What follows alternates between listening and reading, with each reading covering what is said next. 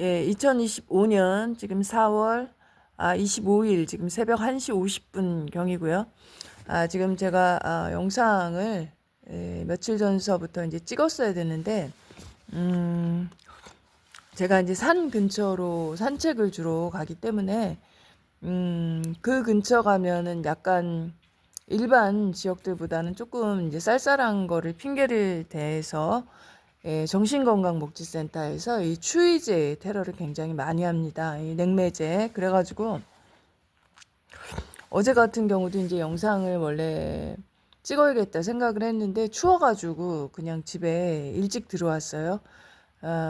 그래서 지금 찍어야 될 일들이 뭐 엽기적인 테러들이 많으니까 아, 그래서 지금 영상을 오늘 찍고요.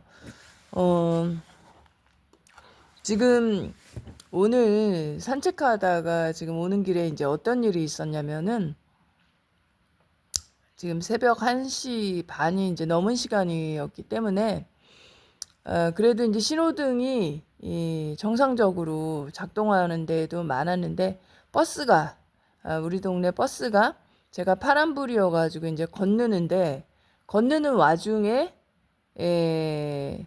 좌회전을 해가지고 제 앞에 옆으로 왔어요. 그러니까 횡단보도 안으로 원래 침범을 하면 안 되는데 버스가 한 70% 정도를 침범을 해서 제 옆으로 한 10cm, 15cm 제 바로 옆에 위협적인 행동을 하는 거죠. 바로 옆에다가 버스를 딱 이제 스톱을 시키는 거예요. 그래서 너무 황당하죠. 저 같은 경우 이제 횡단보도 안으로 일단 들어왔고 절반 이상을 한 70% 정도를 침범을 해가지고 제 바로 옆에 딱 차를 세우는 거예요. 그리고 저를 노려보고 있는 거예요. 그러니까 이게 뭐냐면 한마디로 정신건강복지센터에 이제 지령으로 이 자살방지원인 이 버스 운전사가 이제 저한테 심리치료를 하는 거죠. 위협적인 행동을 하는 거예요. 버스로 너를 들이받을 수도 있다. 들이받겠다. 이런 식으로 바로 제 코앞에다가 10cm, 15cm 앞에다가 버스를 대고 그리고 이제 노려보고 있는 거예요. 심리치료를 하고 뭐 5만 원을 받는지 10만 원을 받는지 모르겠는데 이 자살방지원 새끼들도 이런 짓을 하고 있습니다. 그래서 제가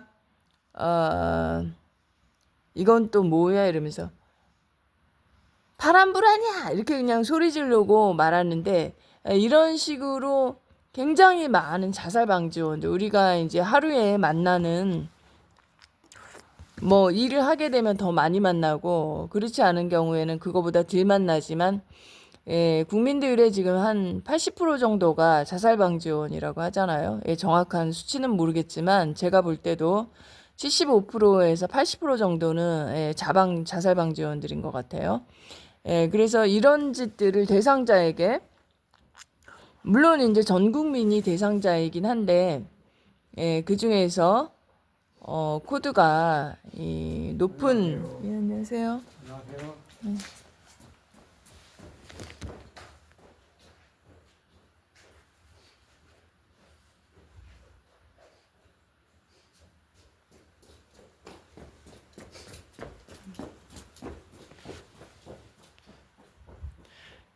전 국민이 물론 이제 대상자이긴 하지만 그 중에서 이제 코드가 높은 사람들 이게 전 국민이 대상자이긴 하지만 그 중에서 지금 80%가 자살방지원 게이트키퍼 요원을 하고 있기 때문에 박정광 씨 얘기에 따르면 자살방지원을 하면은 본인이 피해자이더라도 그러니까 먼저 자방을 하다가 나중에 피해자가 된 경우도 있고 먼저 피해자이지만 일부 이제 자살방지원의 이 행동에 자살방지원을 또 하고 있는 사람도 있긴 한데 어찌되었건 지금 20%만 순수한 그 피해자라는 거예요. 화학무기 테러의 피해자라는 거죠. 그러면은 이 나머지 80%는 이 정신건강복지센터의 지령을 받아가지고 하라는 대로 자살방지원 짓을 하면은 이 테러가 아주 감소가 되거나 아니면은 테러를 아주 적게 당하거나 아니면 테러를 당하지 않는다고 했잖아요. 결론적으로 얘기하면은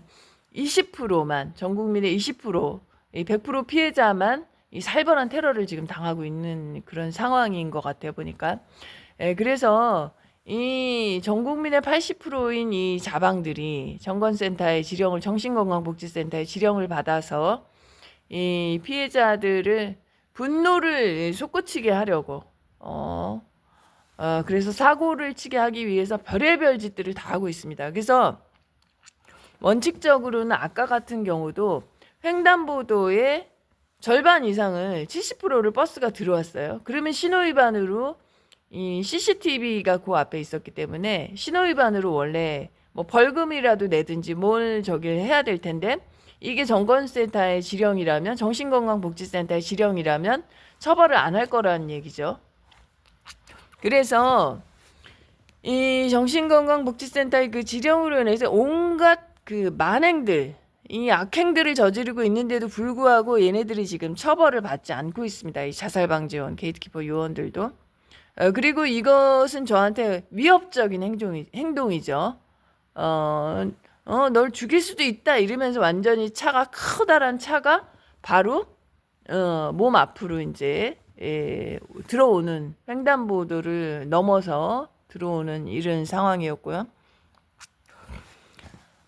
여러 가지 짓들을 하고 있습니다. 그리고 지금도 제가 지금 영상을 찍기 시작하면서부터 어디다가 테러 여기 보시면은 CCTV가 있죠. 제가 볼 때는 이렇게 CCTV가 있으면서 이 화학무기 테러, 화학무기 이 약품이 CCTV 안에 들어가 있을 수도 있고 어차피 천장에 지금 보시는 이 천장에 이 화학무기 약통이 이미 다 이제 설치가 돼 있죠. 곳곳에 여기 이제 아파트니까 층하고 층 사이에 국민의 전 국민의 80%가 자살방지원인데 자살방지원들의 집에 천장과 바닥과 벽면에 화학무기 약통이 살벌하게 설치가 되어 있는 것 같아요. 보면은. 그래서 제가 이제 영상을 지금 찍기 시작하면서부터 지금 얘네들이 한 군데만 쏩니다. 쏘면은 집중적으로 한 군데, 두 군데에서 너무나 이제 고통을 심하게 하는 거죠. 그 정도로 야비한 새끼들인데 지금 어디다가 하고 있냐면 허벅지하고 골반의 그 중간 부위 연결되는 그 관절 부위 거기다가 계속 또 쏘고 있어요. 하루 종일 쏘는 데가 이제 몇 군데 안 되는데 그 중에 한 군데예요. 여기도. 그래서 이제 굉장히 통증이 심한데 지금 근육통제 이제 비소 테러를 하고 있는 거죠. 지금 영상을 찍기 시작하면서부터 이제 영상을 못 찍게 하기 위해서 거기다가 지금 화학무기 테러를 집중적으로 하고 있습니다. 그리고 통증제 비소 테러를 하고 있고요. 그리고 지금 최근에 이제 심하게 테러하는 것이 그 수면제, 마취제를 많이 쏘고 있어요. 그래서 일단 밥을 먹고 나면은 일을 지금 뭐 얘네가 한 달씩 일을 하게 해주는 게 아니고 일주일 이상은 일을 못하게 하고 있고 그나마도 구인 광고 이런 거 보고 전화를 하면 걔네한테 이제 카톡으로 지령을 이 자영업자 100%가 자살방지원이잖아요. 그렇기 때문에 카톡으로 이제 지령을 내리죠. 그리고 걔네들 자체도 일주일밖에 일을 할 수 없기 때문에 별로 좋아하지도 반갑지도 않죠. 좋아하지도 않을 뿐더러 이제 며칠 단위로 짧게 끊어지는 일이라고 하더라도 이 사람을 쓰지 말아라 하는 이런 카톡을 보내겠죠. 그래서 이제 일을 못하도록 끊임없이 일을 못하도록 이제 방해를 하는데 그래서 결론적으로는 추구하는 것이 뭐냐면은 그 뭐죠 생활보호 대상자 이것을 신청해라. 지난번에 작년에도 어떤 자방이 저한테 이제 그런 얘기를 하더라고요. 그래서 우리가 만약에 박재광 씨 이제 영상을 안 보고 모르는 상태였다면 일을 계속 못하게 하고 이게 이제 방해를 하는 정신건강복지센터에서 피해자들이 일을 하는 거를 방해하는 건 줄 모르고 모르는 상태에서 일이 계속 안 되니까 취업도 안 되고 일하는 게 취직이 안 되고 하니까 자연스럽게 생활보호 대상자 신청하는 걸 아마 생각할 수 있었을 것 같아요. 이 사실을 몰랐다면 이게 정신건강복지센터에서 하는 짓인지 몰랐더라면 그렇게 할 수도 있었겠죠. 근데 이제 생활보호 대상자 들 자체도 이 F코드 이 화학무기 테러의 대상자이기도 하고, 그리고 그 생활보호 대상자를 신청을 하게 되면은 정신건강복지센터에서는 보호를 핑계로 해서 더 빨리 죽이게 되는 이러한 시스템이잖아요. 항상 얘네들은 이 위장과 암살이 이제 특징이기 때문에 보호를 한다는 명분으로 화학무기 테러를 더 세게 쏴서 더 빨리 죽이는 이러한 시스템이기 때문에 하면은 안 되겠죠. 그래서 뭐 어쨌든 일을 이제 고정적으로 하는 게 아니고 뭐 어쩌다가 일일 알바 이런 걸 하기 때문에 생활이 참 기분이 별로 안 좋죠. 고정적으로 하루 몇 시간을 해도 고정적으로 아침에 일어났다가 출근하고 퇴근하고 이런 식으로 반복을 해야 생활이 좀 경쾌하게 이어지는데 일단은 매일매일 알바를 알아봐야 되고 그리고 이제 또 하루 하고 또 돈도 또 일부러 늦게 주고 다 심리치료 하는 겁니다. 자영업자들이 정신건강복지센터 지령으로 돈 주는 것도 빨리빨리 주지도 않아요. 빨리빨리 주는 데도 있지만 진상 부리는 데도 많이 있어요. 일부러 늦게 주고 진상 자방들일수록 자살방지원들일수록 늦게 주면 또 이제 심리치료를 하기 때문에 지네가 5만 원에서 10만 원 정도 돈을 또 더 받겠죠. 진상들일수록 이제 이런 짓들을 하고, 그리고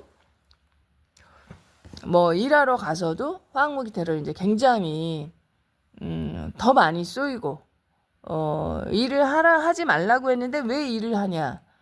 무증상 감염자가 왜 다른 사무실에 나와서 왜 일을 하느냐?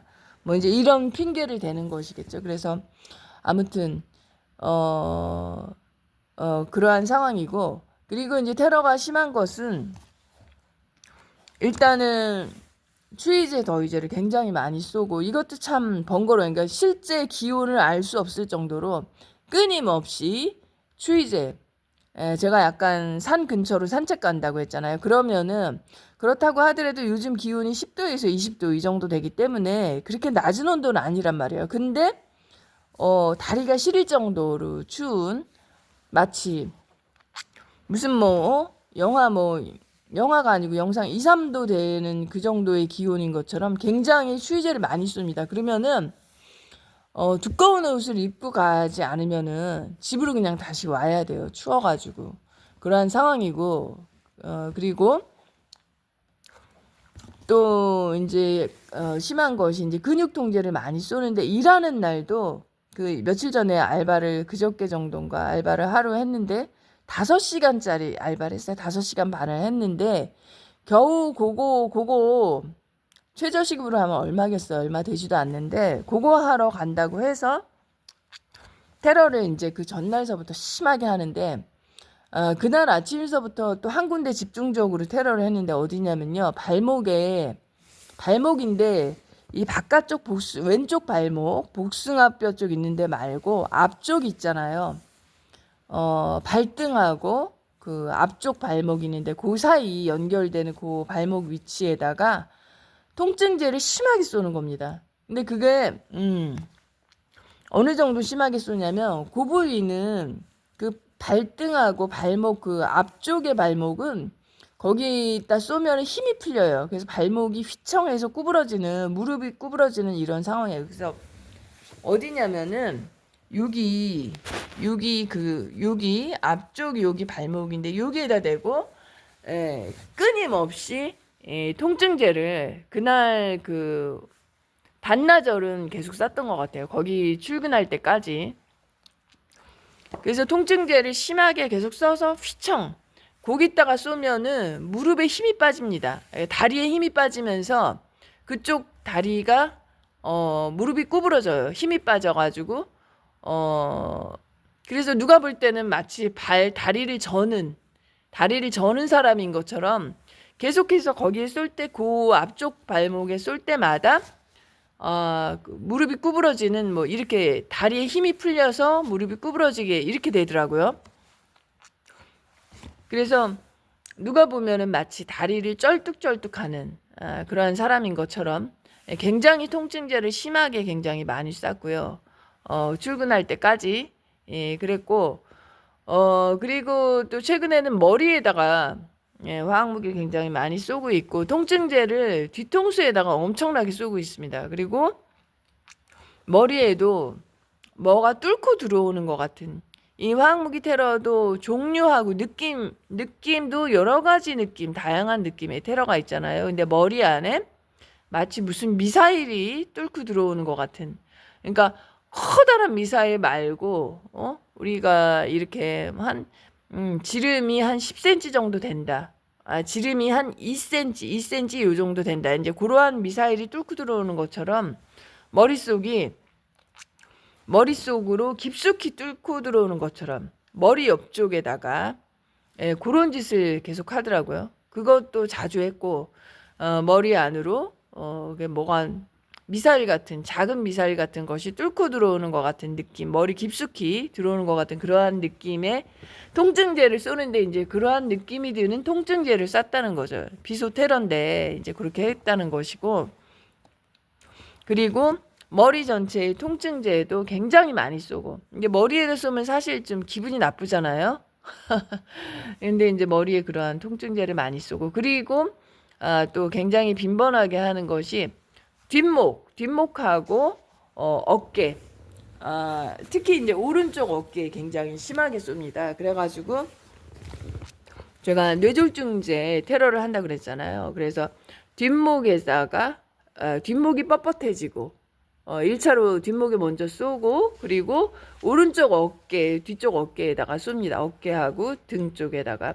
그래서 굉장히 뻣뻣해지게, 그렇게 쏘고, 왼쪽에다도 좀 쏘고, 그래서 전체적으로 모가지가 무슨 이게 뇌졸중 증세인지 뭐 고혈압 증세인지 모르겠는데, 그러한 증세처럼 저는 건강상으로 아픈 데가 없어요. 굉장히 이제 멀쩡한 사람인데, 뒷목이 무슨 고혈압 같이 이렇게 뻣뻣하게 이렇게 해놓고, 그 다음에 이 목하고 등 쪽도 굉장히 막 경직되게 통증제를 심하게 쏘고, 그리고 모든 관절이 뻣뻣하게, 이렇게 해서 움직일 때마다 굉장히 통증이 심하게 이렇게 하고 있습니다. 왜냐하면 우리가 움직일 때마다 관절을 다 사용해야 되잖아요. 무릎을 펴고 팔꿈치를 펴고, 이게 모든 관절을 다 사용해야 되는데, 어깨도 그렇고 모든 관절에 뻣뻣해지는, 이게 이제 펜타닐을 쓴 것 같고요. 펜타닐을 쏘는 것 같고, 그리고 그 통증제, 모든 관절에 또 통증제를 비소 테러를 하고 있기 때문에 몸을 움직일 때마다 통증이 굉장히 심하고, 어깨를 막 움직이는 게 힘들 정도로 그렇게 통증제를 많이 쏘고 있습니다. 비소 테러 많이 하고 있고, 그리고 지금 제가 침을 계속 뱉고 있는 거는 타액제, 침하고 이제 거품이 고이게 하는 수은 테러를 이제 계속 하루 종일 하고 있는 거고요. 그리고 입안에다가 화학무기 쏘는 거는 하루 종일 하고 있고, 그것이 이제 6개월 이상이 된 것 같아요. 그리고